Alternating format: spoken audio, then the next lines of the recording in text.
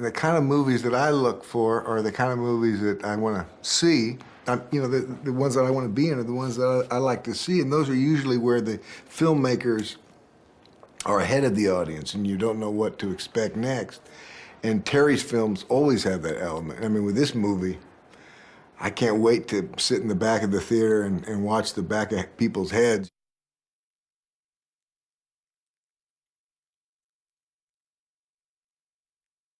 The wardrobe and the makeup and the hair and, you know, the set design is just amazing. It's just, these people are so, so talented and just so good at what they do, you know. And that's Terry, who's kind of handpicked all these guys.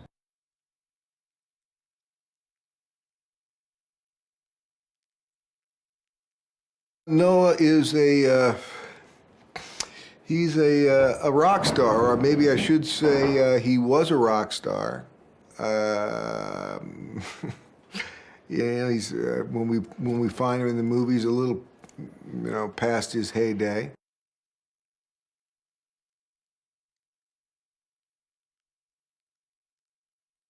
Terry, for instance, he will have things that are real, but he'll also have this kind of surreal rabbit punch behind the stuff that's, you know, great fun to be not only be a part of, but to watch as an audience.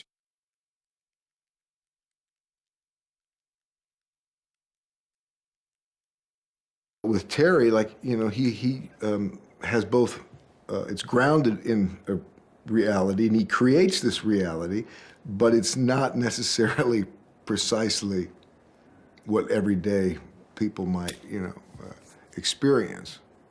But as far as the movie is concerned, in that contained universe of the movie, it's very real and you know, solid.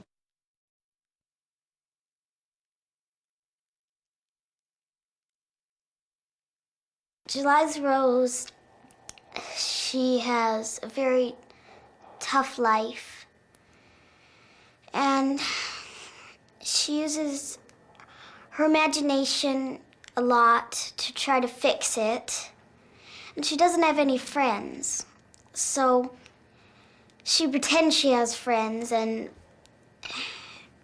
she has doll heads that she puts on her fingers and pretends that they're her friends, and she makes them talk and everything.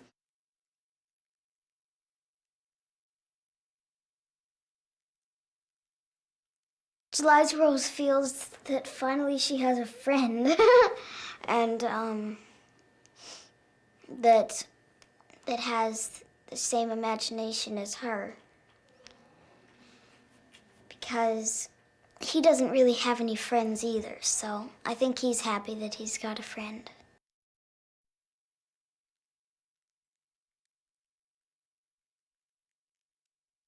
Terry realizes there's all kinds of reality.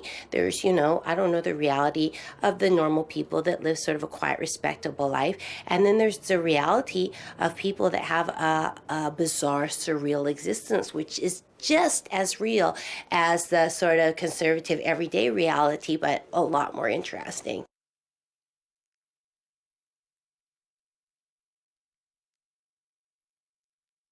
It's a story about one little girl's odyssey, and she plunges into when she's not she's parentless, and she plunges into this sort of fantasy life, and so it's real. It's her point of view, how she sees the world.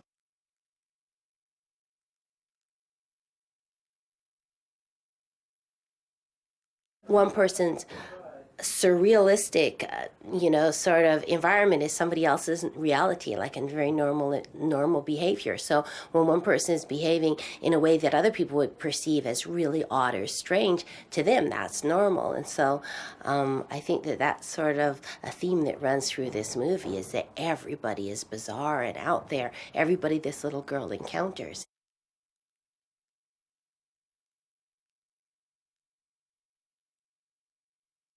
There's like a lot of really weird, interesting metaphors and double meanings going on, and symbolism in this film that honestly I think will keep like film scholars guessing for years to come.